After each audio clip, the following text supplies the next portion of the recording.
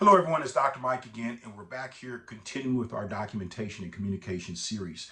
This time we're going to talk about the 8 communication guidelines. Now, when we say communication, now you're actually sending information to the doctor, therapist, or chiropractor, maybe even to the insurance carrier, or possibly even to the client themselves. So here's the deal.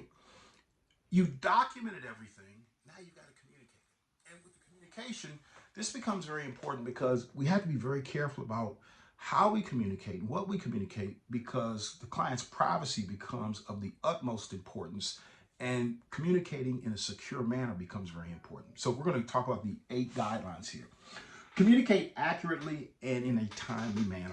Now, what that means is if you see the client on a Friday, and maybe the client's follow-up appointment with their physician is maybe the next Thursday, make sure that you provide the communication to the doctor, therapist, or chiropractor in a timely manner so that when that client goes back for that follow-up visit, the communication is already there.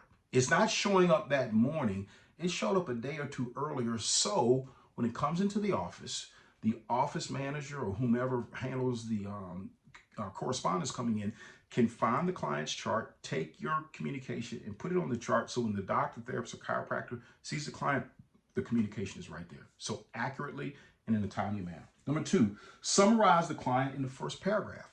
Folks, do a quick summary. Mrs. Smith is a 47-year-old female who was referred to us following a meniscal tear and conclusion of physical therapy.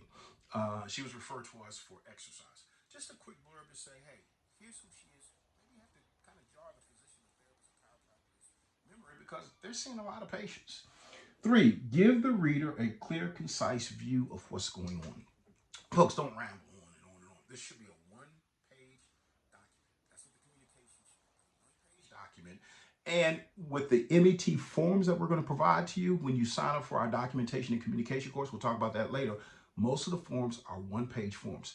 Be clear and concise. That means get to the point, tell them what's going on, and give them a clear picture of what you're doing with the client. Communication is a courtesy. It is a courtesy. There's no requirement that you send the doctor, therapist, or chiropractor a progress report or an update. There's none. But it's a courtesy. And folks, I'll tell you, many years I practiced in Washington, D.C., and there were a couple of physicians I never met in person. I went back to Washington, D.C. a few years ago and ran into a physician that I communicated with in the late 80s, early 90s for a number of years, and we ran into each other at a reception. And he remembered me and I remembered him. We had only corresponded in a written manner. I think maybe I talked on the phone with him one time, but folks, this is a courtesy that you're giving to your professional colleague. If they refer to you, the courtesy is, let me communicate with you and tell you what's going on with your client or your patient and what services we're offering. It's a courtesy.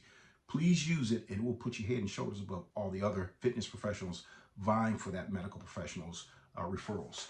Next, use the appropriate terminology. Now, make sure you use decent grammar. And I'm going to say this, medical professionals aren't necessarily looking to go through and edit your report or your documentation or your communication like, say, your English teacher did when you were in the 8th or 9th grade. But use the appropriate terminology. And one other thing to remember, I know a lot of folks are really into, let me learn medical terminology.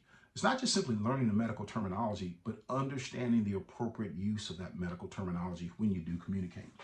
Next, communication allows you to highlight your skills. And folks, I think that's probably the biggest thing. This is the time where you can actually take a bow for actually working with a client and producing outcomes. You're going to document them in this one-page document saying, hey, look at the great things we've done with this client. And you know what? The physician, therapist, or chiropractor remembers that, folks. This is a great marketing tool for you. Next one, this is your prime marketing tactic. Folks, doctors, therapists, and chiropractors, they're inundated right now. Health insurance cuts require that they're working their fingers to the bone. They're seeing patients every moment of the day, and at some point they're going to sit down and read these reports. Now, you've sent them brochures, you've sent them links to your videos, but now they have to read this progress report or this correspondence you provided to them. If it's done in a professional manner, they're going to remember it. And I tell you, the first time I received a progress report from a personal trainer, I didn't remember her name, but I did remember we got this progress report from her.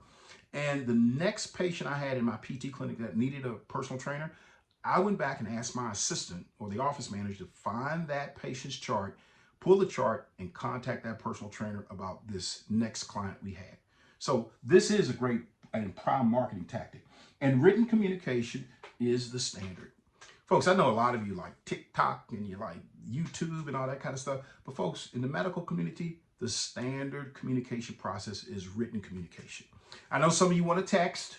Some of you want to, do other things. Well, it's just going to talk. But the written word still becomes important. So that piece of paper that you may send via email, make sure it is a secure email. It is following HIPAA guidelines, or mailing something, that still becomes the standard. I know a lot of you want to text with doctors, therapists, and chiropractors, but the texting, there's kind of a gray area there. But we know emailing and utilizing a secure, HIPAA secured software or mailing is still the standard. So written communication is still standard and still king across the board. Now, we're going to go over this and more in our medical exercise training, documentation, and communication course. Now, the reason we presented these guidelines is because I know you're working with these clients, you're documenting, and I know documentation is not fun. My secretary, when I owned a private clinic, had to literally lock me in my office to make sure I did my documentation and communication because it's just boring. We're going to have a course specifically for medical exercise professionals that look at documentation and communication. Go over to met.com to get more information. It's a 3-part training series that goes into depth into how you, the medical exercise professional, should document and communicate. And when you register, you'll also get 22 medical exercise training forms essential for managing your business. We'll customize them with your company or your name and contact information on the header of each form. So now you can communicate and document in a professional and a polished looking manner. So hopefully we'll see you in the course. But again, I do know this. Medical exercise training will grow. You're going to have to document and communicate, so get used to it, learn how to do it, and join us for our course. And all the best to you in managing your practices.